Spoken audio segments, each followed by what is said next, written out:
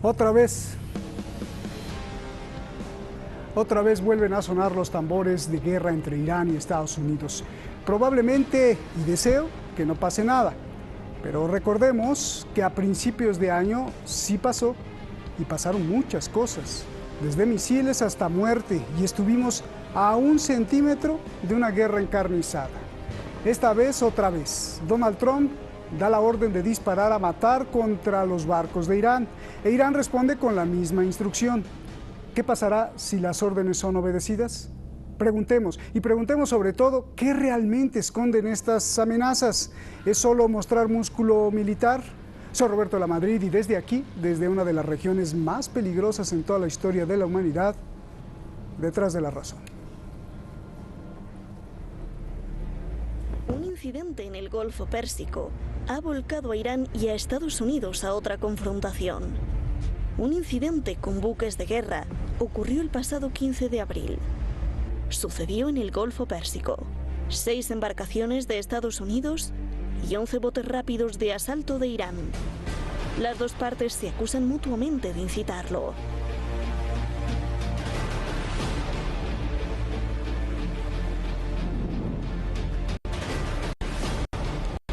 El gobierno de Donald Trump acusa al Cuerpo de Guardianes de la Revolución Islámica de Irán de acoso y maniobras peligrosas y amenazantes contra buques de Estados Unidos en el Golfo Pérsico. Denuncian que los iraníes cruzaron proas y popas a escasos 10 metros durante una hora. Guys, coming up.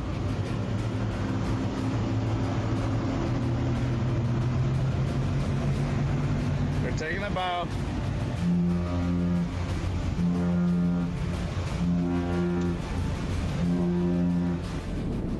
Última noticia, 11 embarcaciones iraníes realizaron repetidamente enfoques peligrosos y hostigadores contra buques navales estadounidenses.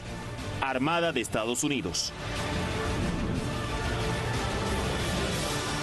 Irán rechaza las acusaciones.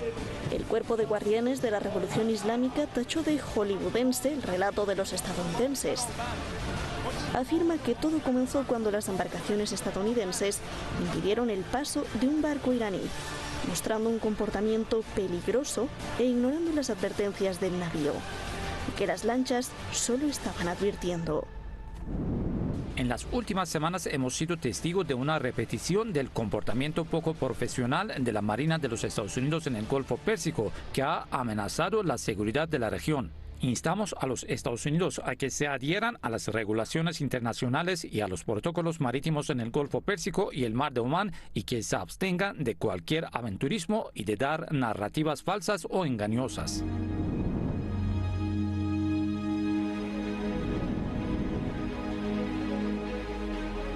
We don't want their gunboats surrounding our boats and traveling around our boats and having a good time. We don't want them anywhere near our boats. And so you know the order I gave. I don't think I have to say it again, but I've given that order.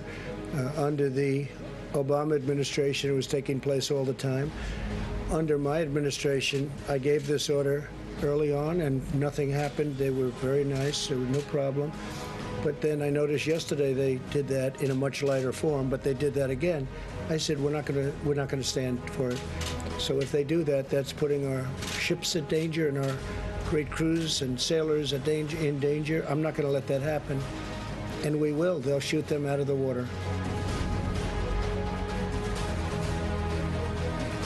به واحدهای نظامیمون در دریا دستور دادیم اگر شناوری یا واحد جنگی از نیروهای دریایی ارتش تروریست آمریکا بخواد امنیت کشتی‌های غیر جنگی و یا شناورهای رزمی ما را مورد مخاطره قرار بده، اون شناور یا اون واحد نظامی را مورد هدف قرار بدن.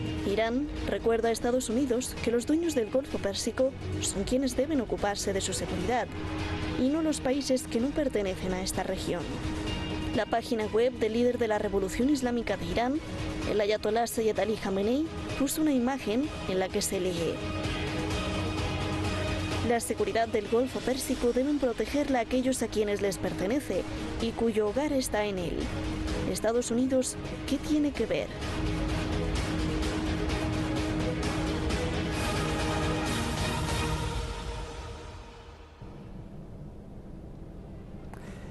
Muchísimas gracias al equipo de Detrás de la Razón, muchísimas gracias a todos los que hacemos este programa y muchísimas gracias y sobre todo y más que nada a usted, porque usted es el objetivo del programa y porque nos soporta ahí, nos apoya y nos dice todas las cosas, críticas y felicitaciones. Muchas gracias en las redes sociales.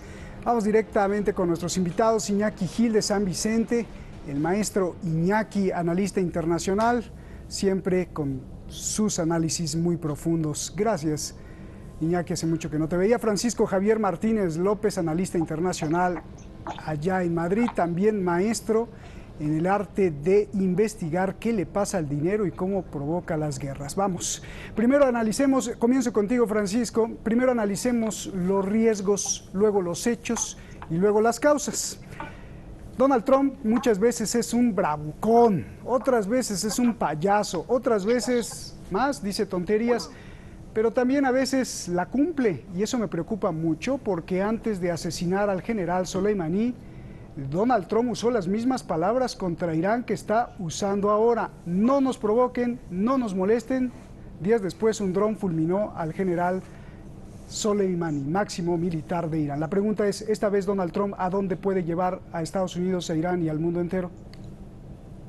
Hola, buenas tardes Iñaki, buenas tardes Roberto, buenas tardes audiencia. La realidad, tal como yo la veo, es que ni Washington en su totalidad, ni Teherán en su totalidad están buscando la guerra. Tenemos que distinguir entre las declaraciones y la realidad sobre el terreno. ¿Por qué digo esto? Profundizar las noticias, ir más allá, detrás de la razón. Al amenazar a Irán, Trump está en un primer momento apuntando a su electorado en casa. No olvidemos que está en plena campaña de reelección. A su vez, este intercambio de bravuconadas, fanfarrias, baladronadas entre Irán y Estados Unidos también es aparte de un incremento peligroso de la tensión, es un juego tácito para subir, ¿por qué no?, el precio del petróleo, tan importante para los Estados Unidos. Y también, en cierta manera, para Irán. Todo este cruce de tweets desde el miércoles de que había autorizado atacar, como habéis bien reflejado, y luego la reacción iraní diciendo que es intimidación, por supuesto, que es amenaza intolerable, o incluso, ¿cómo diría?, teniendo en cuenta la situación, que luego si nos podemos meter en la situación tanto de Irán como de los Estados Unidos, económica y social, y por la pandemia, y no solo por la pandemia, solo pondré un ejemplo para ir arrancando boca. La Marina de los Estados Unidos está tocada, según tengo datos de la agencia de noticias independiente rusa Interfax, está tocada por el COVID, 26 buques de guerra, la mitad de la Marina norteamericana, en torno a 265 barcos, podrían tener infectados por COVID. Esto por una parte. Si a esto le unimos la situación económica y social de Estados Unidos y de Irán, yo creo que tambores de guerra como tal, no.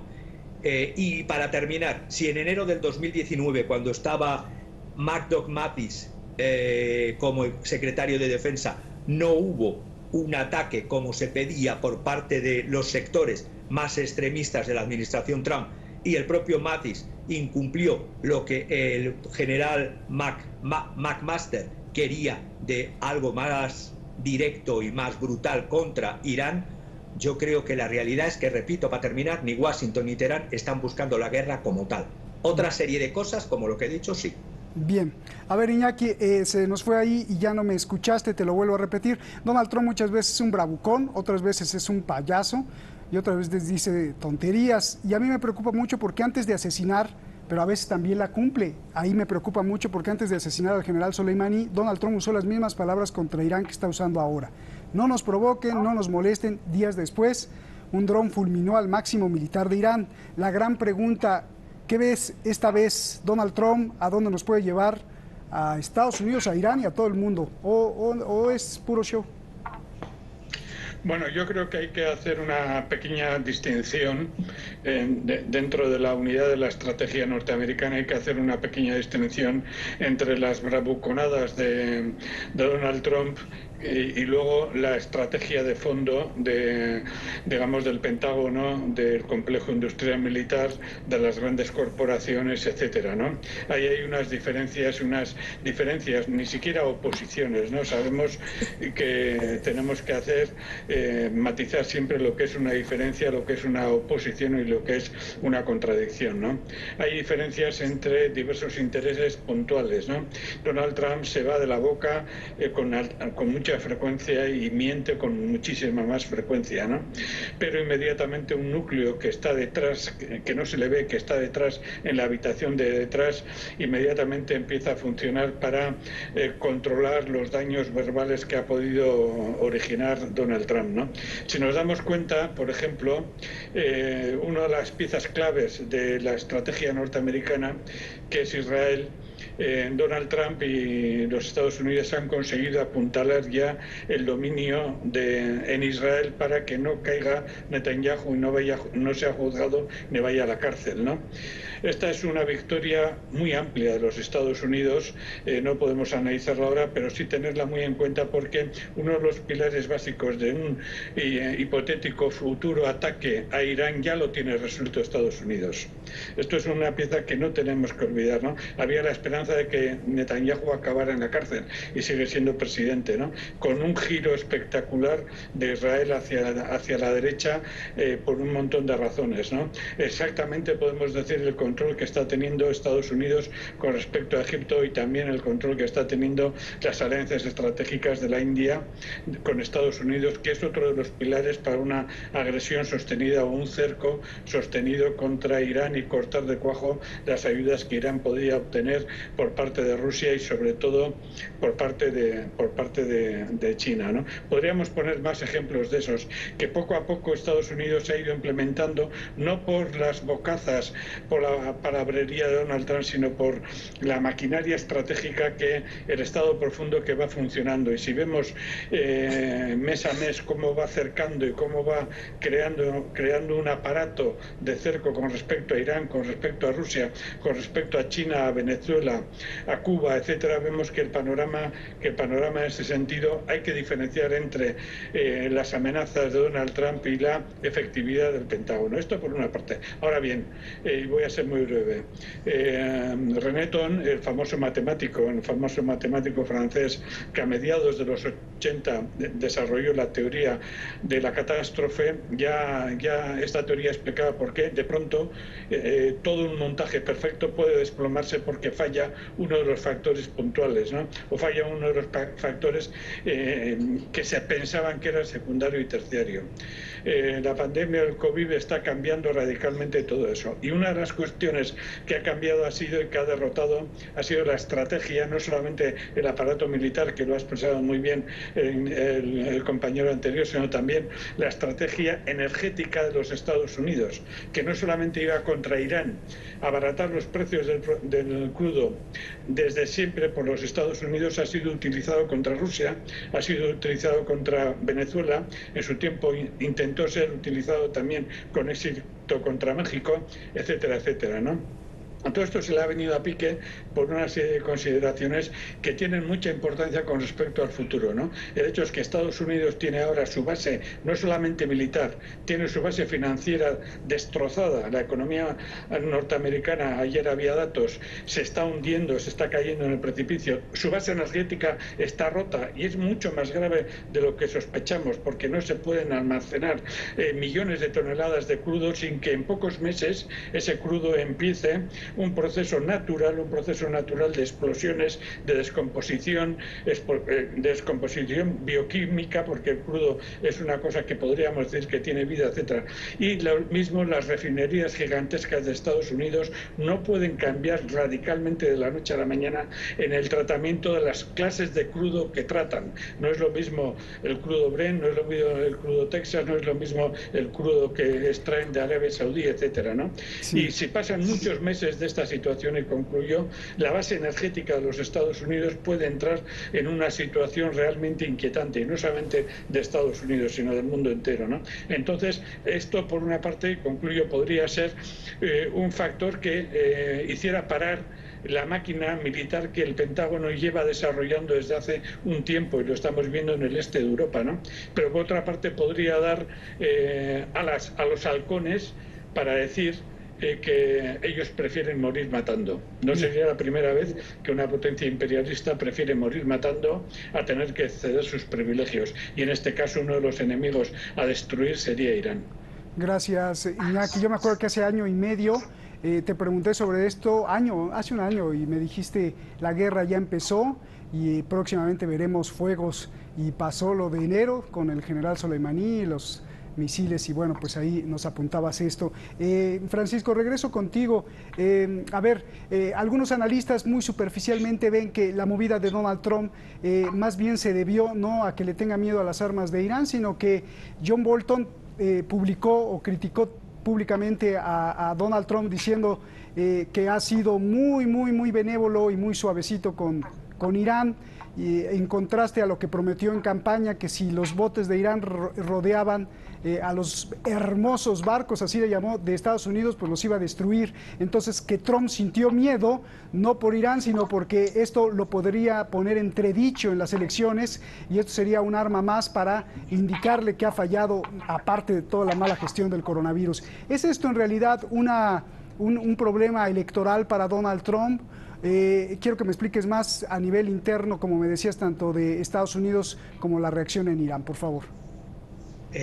No solamente es un problema el de asegurar, y digo, no solo es un problema para asegurar su electorado en casa, como he dicho antes, también está el tema de que necesita subir como sea el precio del petróleo, pero es que además la situación interna, bueno, empiezo primero y muy rápido por la situación externa. El COVID, la crisis pandémica del COVID puede acelerar, yo creo que va a desencadenar un cambio incluso en la política exterior de Irán.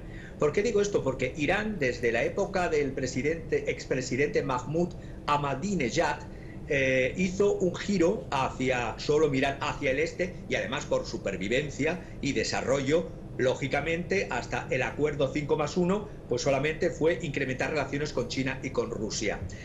Desde la Unión Europea, Josep Borrell este lunes ya prometió implementar una ayuda de 20 millones de euros en ayuda humanitaria. Es una ayuda pequeña, pero 20 millones de euros, y es un gesto importante de la Unión Europea desde Asuntos Exteriores y Política de Seguridad.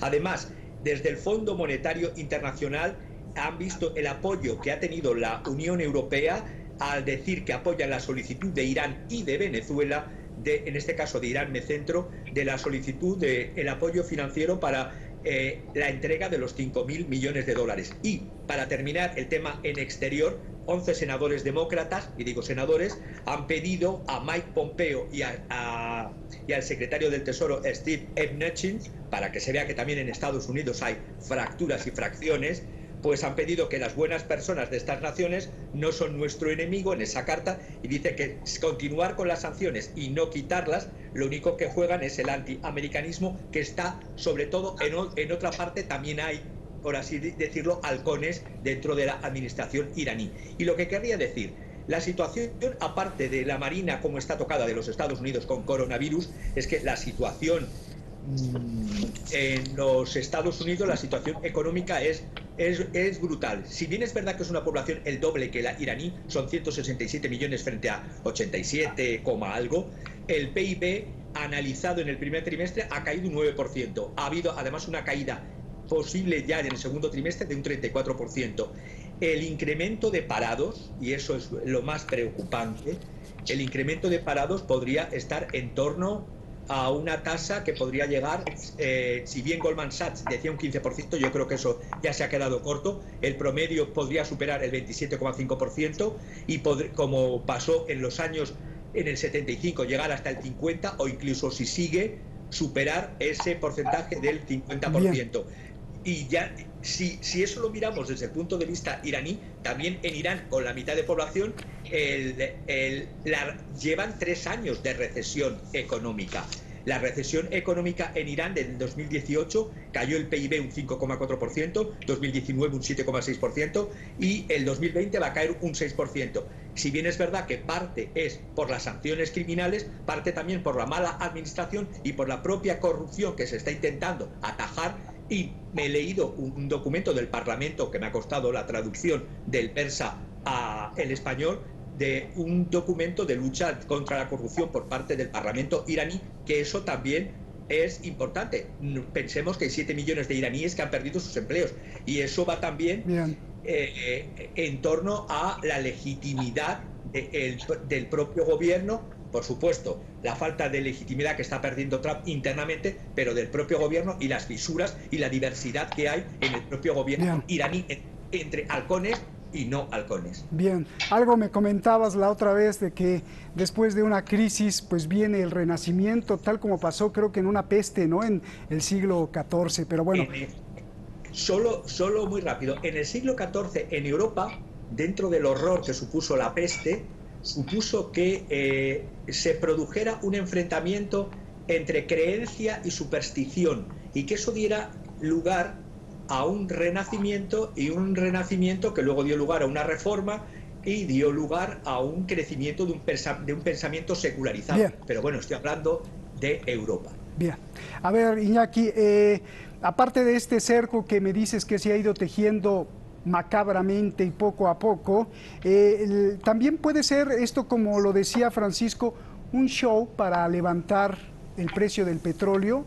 Quiero que me lo comentes tú, porque pues esto le conviene a todos los países petroleros, principalmente a Estados Unidos. ¿Y cómo ves tú ya todo en conjunto? Hazme el resultado final de la ecuación: coronavirus, Golfo Pérsico, tensión Estados Unidos-Irán y ya para acabar, por favor, Iñaki. En poco tiempo. Bueno, yo pienso que la historia no es monocasual. La historia tiene monocausal, la historia tiene muchas razones, muchas causas, ¿no? Hay una coherencia interna dentro de esa historia, ¿no? Y esa historia tiene, como digo, muchos fenómenos, pero hay una coherencia interna, ¿no? En la coherencia interna aquí el precio del petróleo es muy importante, pero no es el factor determinante. Es muy importante, pero no es el factor determinante. El factor determinante en estos momentos es la caída puntual, sostenida, imparable de la productividad de Occidente frente a la productividad de Asia, y frente a la productividad de Asia occidental, donde está Irán, y a la productividad de toda Asia en su conjunto, ¿no? Yo creo que es el factor central, la ley de la productividad del trabajo. El precio del petróleo es muy importante en todo eso, ¿no? Pero junto con el precio del petróleo hay otros problemas donde Estados Unidos y Europa también van por detrás. Hablamos solamente del precio del petróleo, que andan muy apurados, pero también existe un agotamiento muy rápido de los principales recursos energéticos, y no solamente de los principales recursos energéticos, de los minerales estratégicos, de las tierras raras, de la tierra cultivable. El 40% de la tierra cultivable en el planeta está en proceso de agotamiento, etcétera, etcétera. No solamente es la cuestión del petróleo,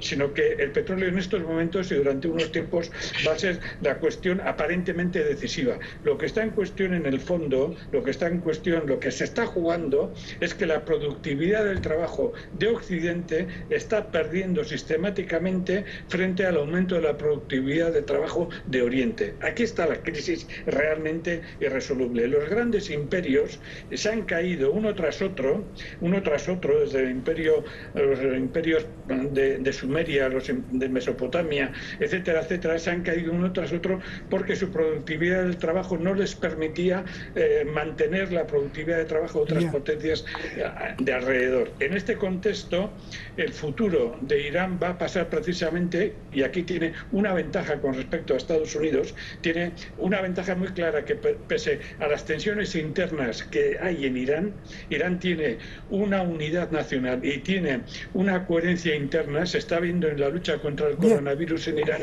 los últimos datos indican que ha caído en un 53% el nivel de expansión del coronavirus, mientras que el fracaso estrepitoso de los Estados Unidos para parar la pandemia, teniendo en cuenta la abrumadora diferencia de medios científicos, tecnológicos, etcétera, de los Estados Unidos, indica, aparte de otras razones, indica que la coherencia de la dirección norteamericana es inferior a la iraní. Gracias, Iñaki, un abrazo, muchos saludos, cuídate. Gracias, Francisco. Abrazos. Felicidades siempre por estos análisis tan iluminadores. Parafraseando al filósofo indio y viendo lo que pasa en el Golfo Pérsico y en el mundo entero, pues cierro con esto. Mire, el ser humano no hemos aprendido nada. Casarse, vivir en matrimonio probablemente no solo es para satisfacer las necesidades básicas, probablemente sea para desarrollar una inteligencia avanzada, para existir en armonía. ¿A qué viene todo esto? Bueno, pues mucha gente se casa para no estar sola, pero es una mentira. De todos modos están solos en sus pensamientos, en sus ambiciones, en sus deseos. Y cuando estos se cruzan con los del otro, pues comienzan los conflictos. Lo más importante es que esta escala social se reproduce con sus vecinos, en su barrio y entre los países. Resultado, las guerras. Conclusión, es obligación de cada pareja, de cada vecino y de cada gobierno encontrar, descubrir la manera de vivir con el otro sin conflicto. Esto requiere de un gran esfuerzo de inteligencia, de humildad y de integridad, que si hoy no nos atrevemos a realizar, estaremos condenados al conflicto eterno. Lastimadamente, en lo que se invierte es en desarrollar más la capacidad militar y no la espiritual. Luego no quieren guerra. Bueno, buenas noches. Gracias.